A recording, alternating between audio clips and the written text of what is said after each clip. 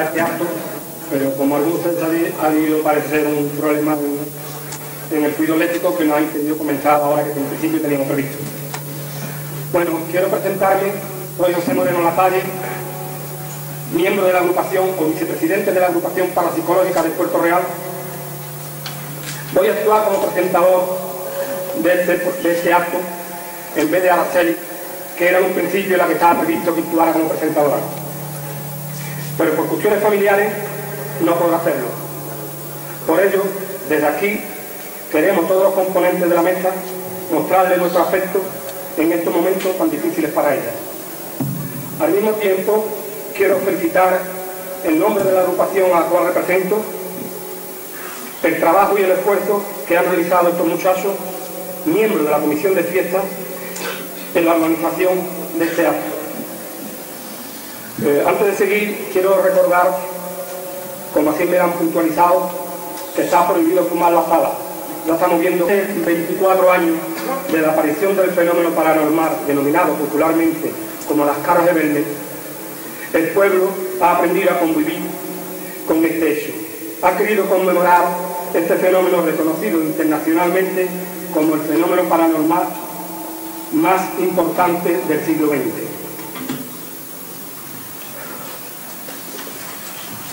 Con ello, lo que se ha querido hacer con la presencia de distintas personalidades que ha seguido de cerca este tema. Entre los ponentes que hemos traído, tenemos el honor de contar con don José María Pilón, sacerdote jesuita, licenciado en Filosofía y Sagrada Teología, radiocista, conferencista y ponente en congresos nacionales e internacionales. En el transcurso de esta exposición nos expondrá sus conclusiones personales sobre el fenómeno que así nos ocupa. A continuación intervendrá Manuel Gómez Ruiz, licenciado en Derecho, miembro de la agrupación parapsicológica de Puerto Real y director de la Expo Elme, la cual hemos tenido la ocasión y la oportunidad de visitar y estará expuesta, como muchos de ustedes sabéis, hasta el próximo día 23. Una vez acabada la intervención de los dos ponentes, se celebrará una mesa redonda con las distintas intervenciones. Don Miguel Blanco, por favor, el director del programa Espacio en Blanco de Radio La Paz. También intervendrá en el coloquio y mesa redonda al final, y les recuerdo que en ella podrán intervenir todos ustedes con cualquier pregunta relacionada con el tema, don Manuel Benito Caballá, periodista, director del programa Anoite das Badadas de Telmo Gradega, escritor entre otros libros El diablo, síndrome maligno y Secuestrado por los ovnis. También les ruego que suba a la mesa.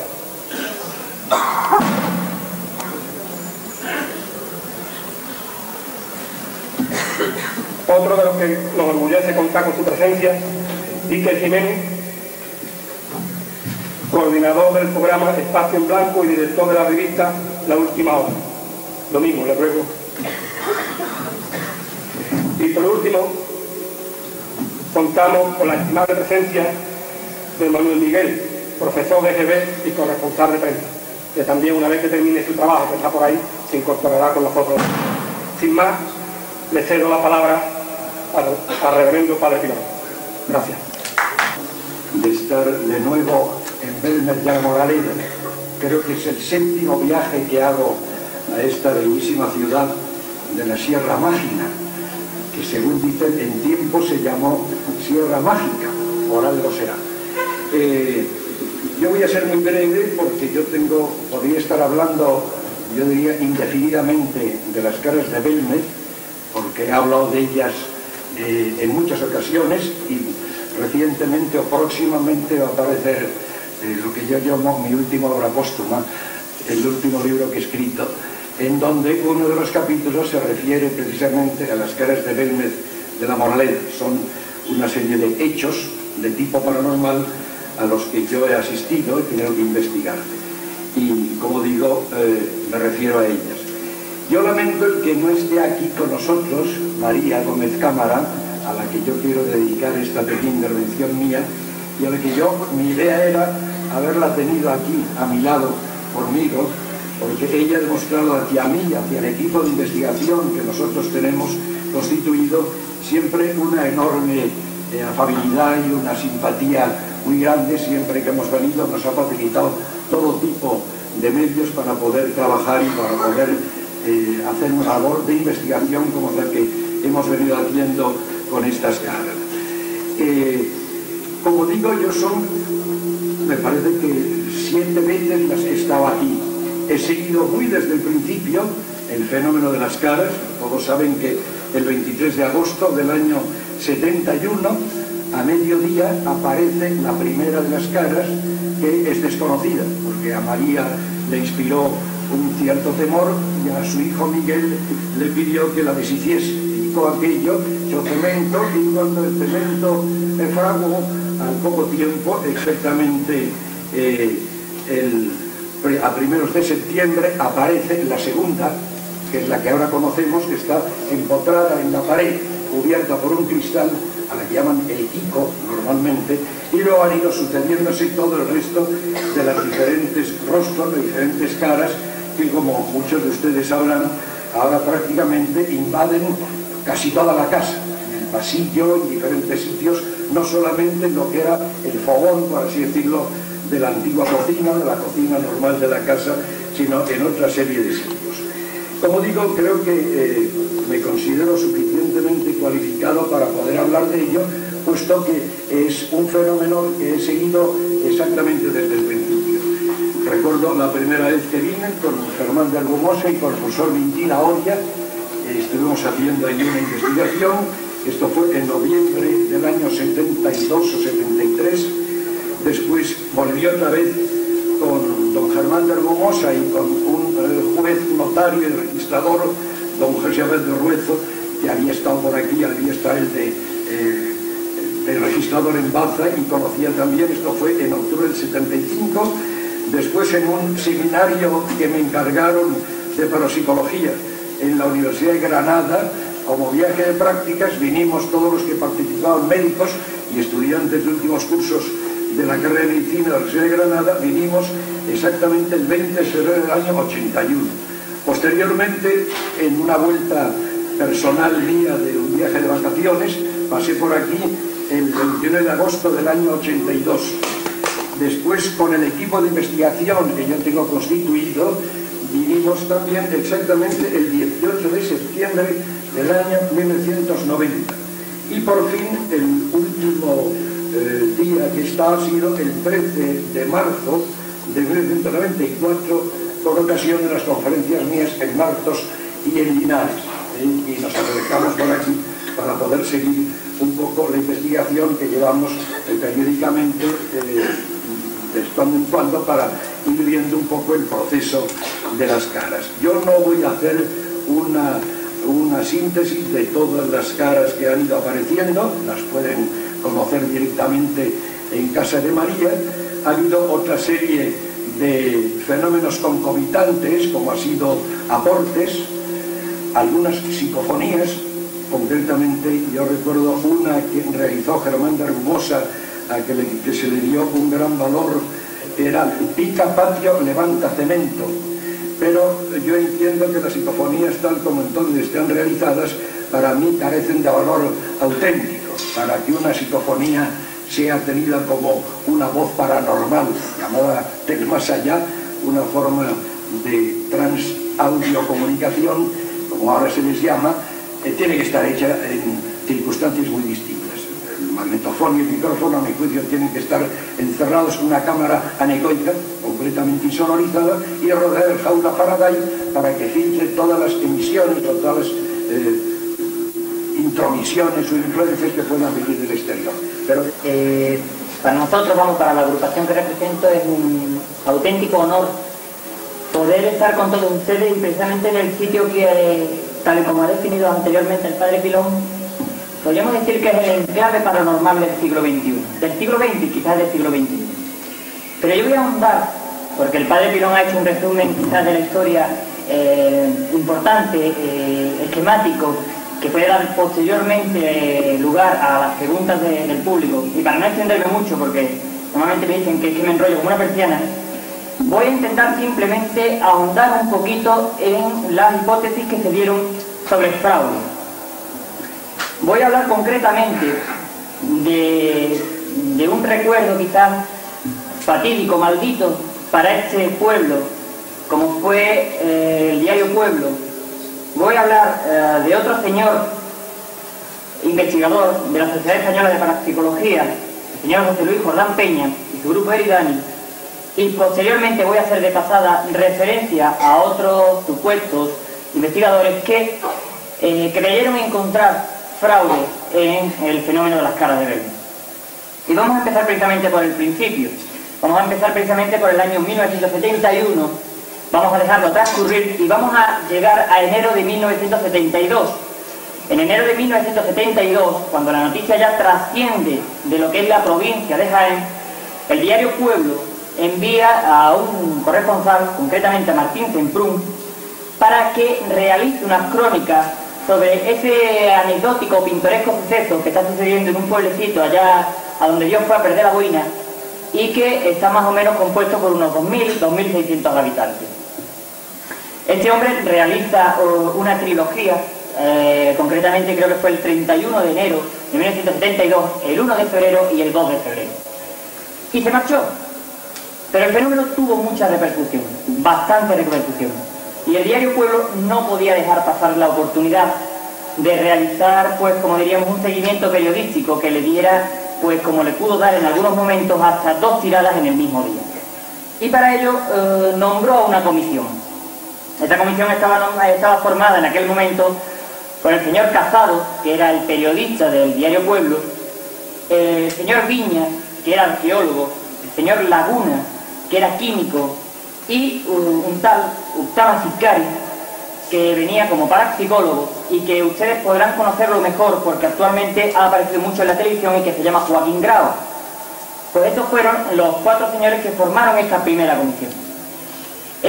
Si han tenido la oportunidad de ir recorriendo las crónicas que van realizando desde este pueblo, esta comisión, se darán cuenta que ellos comienzan la investigación, empiezan a recoger muestras, a analizarlas. El señor Viñas la analizaba en microscopio, incluso cogen unas pequeñas muestras y la mandan a la Junta de Energía Nuclear para ver si era material radiactivo. Una cosa peregrina. ¿Por qué salió lo del material radiactivo? Pues como no sabían exactamente a qué venían, se encontraron precisamente cerca de Casa de María a un investigador alemán. Investigador alemán que probablemente fuera Hans Bender, aunque ellos no lo dicen exactamente. Y este hombre les comenta que allá en el siglo XIX, en una localidad alemana, en Baden-Baden, sobre 1871, un fenómeno muy parecido, que aparecían cruces en las casas, y que ellos, después de indagar y comprobar, encontraron que existía un alto contenido de radioactividad en aquella zona. Es una hipótesis, y ellos empiezan a investigar precisamente buscando que pudiera haber algo radiactivo, que el material fuera radiactivo, y que a lo mejor alguna tela, algún lienzo, que para que no fuera expoliado pudo ser enterrado al lado, como sabéis, de la iglesia, y por tanto eso fuera lo que estuviera explorando. Pero la Junta de Energía Nuclear se encargó de chafarle su hipótesis, porque el resultado que le dio fue indicativo de materiales no radiactivos. Concretamente fueron el resultado de 340. No tenían nada. Si pueden leerlo, y yo se los recomiendo, si lo pueden leer, verán que en ningún momento, ni el señor Laguna, ni el señor Viñas encuentran ningún material o componente químico que les pueda dar la explicación de las caras. Pero ¿qué sucede? De repente, tal y como estaban hablando donde decían Diego, dicen Diego. ¿Y qué sucede? Pues que empiezan a decir que ha habido un hombre, concretamente un marido de una maestra del pueblo, que al llegar a la cárcel se ha manchado, curioso, pasaban 10.000 personas incluso en un fin de semana, y una persona sí se manchaba, las 9.999 restantes no. Y aparte, que le habían comentado, le habían dicho el tejemaneje que podía tener María, que cobraba dinero, etcétera, etcétera, etcétera. El resultado no se hizo esperar. La siguiente edición venía precisamente que habían, en una de sus pruebas, encontrado la solución. Era nitrato y cloruro de plata. que incidiendo una luz ultravioleta, bla bla bla bla bla, hacía aparecer dichas caras. Esa era su conclusión final. ¿Cómo habían llegado a esa conclusión final? Curiosísimo. Se habían llevado muestras para analizar. Se habían llevado los restos humanos que encontraron a analizar. Lo habían mandado a la Junta de Energía Nuclear a analizar. Y en ninguno de ellos encontraron nada. Lo encontraron al analizar una fotografía del tamaño 20 por 30, todo aquel que haya tenido oportunidad de ver la exposición, es el tamaño que ellos tenían en la fotografía. Al analizarlo, como la fotografía o la cara se había difuminado, pues ellos inducían que tenía que haber un componente químico, que concretamente sería el nitrato y el cloruro de plata. Pero en ninguna de las pruebas químicas que ellos realizaron lo encontraron. ¿Y cómo llegaron a esta hipótesis tan peregrina? Pues llegaron, y eso nos lo dice otro investigador, el señor Jordán Peña, en dos de sus libros que ha escrito. Uno es precisamente editado por la editorial Noguer, el de Casas Encantadas y Poltergeist, y otro editado en la Biblioteca Básica de Temas Ocultos de Jiménez del Oso. Nos dice que ellos llegan a esa conclusión ni siquiera analizando esa foto. Llegan a esa conclusión porque un miembro de Eridani realiza una llamada al señor Laguna o al señor Viña, no recuerdo ahora mismo cuál de los dos, y les dice que las caras se pueden realizar por nitrato y cloruro de plata. Por una llamada de un miembro de Eridani. ¿Y quién es Eridani? Eridani es un grupo ufológico en aquella época de investigación madrileño que, qué casualidad, su presidente era el señor Jordán Peña. El grupo Eridani también estuvo en Belmez. Los habitantes de Belmez recordarán probablemente con no muy buenos recuerdos al señor Jordán Peña, y sabrán precisamente que era uno de los que estaban o inducían detrás del fenómeno y detrás del diario Pueblo. Pues muy bien, nosotros nos hemos hecho con las actas de esa supuesta comisión también Eridani que vino a Belmez, y las actas dicen que vinieron de excursión. O sea, eso fue a lo que ellos llamaban investigación. Pero es más curioso todavía. El señor Jordán Peña, en unas declaraciones, dijo que él se le había sido encomendado por el Ministerio de la Gobernación en aquella época la investigación del fenómeno, porque presupuestariamente el ministerio no andaba bien, y como sabían que a él le gustaban los temas, pues que viniera con 4 amigotes y lo mirara. Esa fue lo que él más o menos comentaba. No es cierto. El Ministerio de la Gobernación mandó su propio libro de investigación. Y segundo, él dice que, bueno, la hipótesis del nitrato y cloruro de plata, curioso, porque sale precisamente de su grupo, pues fue una hipótesis peregrina. En el Almanaque Agromán del año 1973, precisamente dice que era una solución demasiado difícil para una pobre gente analfabeta, como era la gente de Belmez, y que realmente... Yo intervine ahí en el caso de esto, que el doctor Viña me pidió agua, cemento y arena, porque he trabajado sobre la materia de maestro de obra, y él intervino en el año entero. Y entonces, algunos analfabetos, otros no. No, le digo lo que él comentó. O sea, yo simplemente estoy relatando los hechos. Por supuesto, no es mi opinión, ¿eh? Cuidado que no es mi opinión. Yo no he vivido eso. Y el doctor Viña, usted va a dar una poca de agua de la que utiliza el cemento, digo, cemento marca Alba. ¿Quién puede llevar toda esta? Porque yo 4 o 5 químicas, la arcilla, el mica, la carga, el cuarto y el hielo. Ahí ya ustedes lo analizan. Entonces, ahí no hay errores, ni químicas, ni fraude, ni nada. Exactamente. Cuando vivo en el precinto, pues yo quiero instalar. La tela que es de polietileno, transparente, incoloro, la pusimos con el notable, con todo. Lo que apareció después, allí no había manipular ni nada. Sí, sigo. Sigo, muchas gracias por la aclaración. Total, que como estaba comentando, este grupo, dice el señor Jordán Peña, que ellos se habían llevado una muestra de la cara que está precisamente embotada en la hornacina y que la habían analizado. Y que habían encontrado precisamente que estaba realizada con un componente casero, bla, bla, bla, entre ellos pues vinagre, ¿no? Y un componente que el padre Pilón había dicho anteriormente. ¿Qué sucede? Que no es cierto. Ese informe que dice el señor Jordán Peña que se realizó de Belmez no existe. Nunca él lo ha dado a luz pública. Y es más, hay incluso diferencias entre los miembros que él dice que vienen a Belmez y entre los que él pone en los dos libros.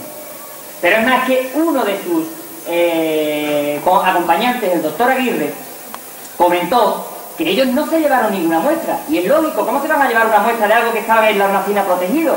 ¿Cómo van a quitar el cristal?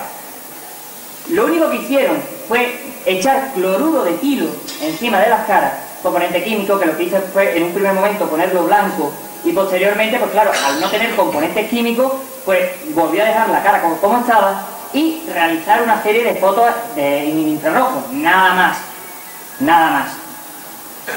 Curioso.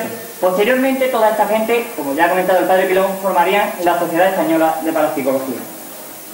No me voy a extender más porque si no, simplemente comentar que ni siquiera menciono la hipótesis de que pueda haber sido pintado, ni siquiera menciono la posibilidad de que haya un pintor famoso en Belmez que haya podido pintarla, no por otra razón, sino porque quien haya tenido oportunidad de ver la exposición de Belmez habrá comprobado que existe un primer análisis ya en el año 1975 realizado por el Instituto Hidrológico y Mineralógico de Valencia, publicado precisamente en la revista de estos señores de la Sociedad Española de Parapsicología, en donde el doctor J.J. Alonso dice claramente que no existen componentes anilíticos, es decir, no existe química.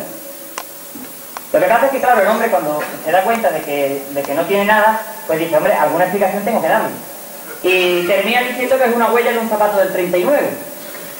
Pueden ver todas las huellas de zapatos que hay o que han sucedido durante los 23, 24 años del fenómeno, y bueno, que cada uno pues me diga dónde se puede comprar un modelo, porque a mí realmente me gusta el diseño.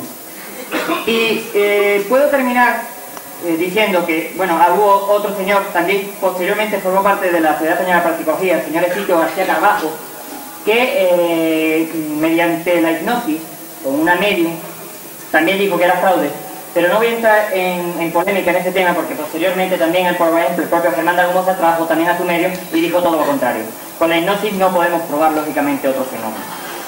Yo sí me gustaría terminar a modo final diciendo o recordando el último artículo que ha aparecido del tema a nivel internacional, y es precisamente un artículo del señor César J. Thorne, y apareció en la revista de la Sociedad de Investigaciones Psíquicas de Londres, la pionera en estos temas a nivel mundial, en donde decía precisamente que quizás el problema principal que tenemos los inquietos, los curiosos de la parapsicología, es que no tenemos o encontramos un OPP, un objeto paranormal permanente, que podamos analizar, que podamos estudiar. Y yo viendo, echando la mirada atrás, mirando que durante 24 años hemos tenido la oportunidad única de realizar pruebas, análisis y fenómenos, no tengo más que sentir y terminar con una famosa sentencia portuguesa que dice que todo el techo del infierno está lleno de ocasiones perdidas, y que quizás, por desgracia, los parapsicólogos en España hayamos dejado perder una pasión, y que probablemente el caso de las caras de Belmez pueda estar ocupando ya un lugar en este techo del infierno. Muchas gracias. Empezamos por ti, después Manolo, el padre Tirón que le ha dicho, si quiere intervenir nuevamente, intervenga, Manolo, y así sucesivamente. Gracias. Buenas tardes a todos. La verdad es que el fenómeno de Belmez, yo he oído muchas cosas interesantes. El fenómeno de Belmez, imagino que a todos ustedes, a mí, a todos los investigadores, nos ha impresionado ver esas caras en el suelo y demás. Y es curioso porque yo digo al padre Pilón, sus conclusiones, es un fenómeno paranormal, nos dice, y sinceramente yo me quedo como investigador igual que ustedes. Es un fenómeno paranormal, pero ¿eso qué es? ¿Cómo se producen esas caras? ¿Las hace María realmente? Usted ha explicado que María quizás intercede mentalmente o como sea y hace esas caras. Lo interesante, lo que yo creo que a todos nosotros nos gustaría saber es cómo, de qué forma, con qué energías, cómo esa afable mujer que es María tiene ese poder tan tremendo, porque sería una persona digna de tener en cuenta, una persona pues que vive en un pequeño pueblo y que sin embargo tiene unos poderes o una dotación impresionante para crear esa especie de museo artístico en el suelo. Me gustaría pues que habláramos un poco de esto, ¿no? De cuáles son las hipótesis auténticas. ¿Es un fenómeno paranormal? ¿Cómo está hecho ese fenómeno paranormal? ¿Quién lo hace realmente? Porque hay mucha gente también que dice que es un fenómeno sobrenatural. Imagino que, bueno, la historia de la casa es una historia compleja, una historia realmente tenebrosa, según se ha logrado investigar. Se hablan de cementerios, se habla de una mezquita árabe, huesos, está el suelo lleno, según dicen, y según se excavó. Y bueno, hay diversas posibilidades. son realmente los del, hablando llanamente, los del más allá, los muertos que hay debajo que se reflejan de alguna forma, nos quieren decir algo. Es realmente María, que entonces sea algo increíble, que una persona de esas características cree ese fenómeno. Y me gustaría puntillar también, hablando un poco del tema que habló don Manuel Gómez Ruiz, del fraude. Yo sé que al pueblo de Belmez en general le ha hecho bastante daño algunas características del fenómeno, algunos periodistas, está muy claro, pero ocurre siempre, en cualquier fenómeno, no como el de Belmez, porque sí que es único, cualquier fenómeno extraño que haya ocurrido en España y en el mundo, cuando realmente parece que es realmente interesante, que sobrepasa lo natural, que la gente se empieza a desmadrar, siempre el Estado, que aquí el Estado, y habría que hablarlo, ha intervenido negativamente, el Estado, las fuerzas del orden, periodistas al servicio de oscuras órdenes, quien sea, interceden y consiguen hacer que creamos todos, toda la comunidad, toda la gente, que eso es un fraude. Mucha gente, y yo lo puedo comprobar, que no es de Belmez, que es de fuera, le hablas las caras de Belmez y dicen, ah, sí, bueno, sé que pintó una señora y que era un fraude, qué cachondeo, esto es de Belmez, ¿no? Qué cachondeo ese plan. Y es que la gente se queda con lo que dijo la prensa en su día, con lo que dijo la televisión en su día, y yo sé que se ha hecho mucho daño, y se ha hecho mucho daño en todos los aspectos. Pero tenemos un fenómeno, creo que todos tienen la misma duda que yo soy un investigador, un reportero, pero no sé absolutamente nada de esas caras que están ahí, y me gustaría que el padre Pinón, si es posible, nos dijera un poco más, ¿no? Un fenómeno paranormal, pero ¿cómo lo hace María? Si es que lo hace María. Respondo de una manera muy sencilla. Por el hecho de ser paranormal, desconocemos cómo se produce. Si no, no sería paranormal. Sin embargo, María está ahí. Digo, es que María pues es la inductora inconsciente, dicho. Es toda la fenomenología paranormal, toda la fenomenología necesita alguien que sea el catalizador, el inductor, el medium, o como llamamos, de la producción fenomenal. Ahora, ¿cómo se produce el fenómeno? Se desconoce. Eso hoy por hoy, y por eso es parapsicología o parapsicobiofísica, como lo queréis llamar. Eso es la característica de todos los fenómenos paranormales. Desconocemos cómo se produce. Hombre, hoy día la telepatía parece que se va estudiando, parece que es un poco el fenómeno príncipe dentro de los fenómenos de percepción extrasensorial, de fenómenos psicanos. Pero de hecho se desconoce también cómo es posible que haya una transmisión, una comunicación mental de pensamiento entre dos personas independientemente de sus sentidos e independiente de la distancia que se encuentran. Eso, ¿cómo se produce? No se sabe. Y así de cualquier fenómenos paranormales. Por eso, como en la hipótesis, he dicho hipótesis. Se le dio terreno a ella y la iglesia le dio. Y tal, el dicho, la mitad derribado en la iglesia, el otro se le dejó a ella y lo tiene todavía en pie. Donde estaba el Señor de la vida, la obra, el anillo visto, está todavía al lado de la habitación de San Luis. O sea, de toda la vida de Dios, si no es milagro de Dios, ahí ya hay un ejemplo de algo. Ahora, yo no me gustaría darle a esto un carácter sobrenatural, que es otra cosa completamente distinta.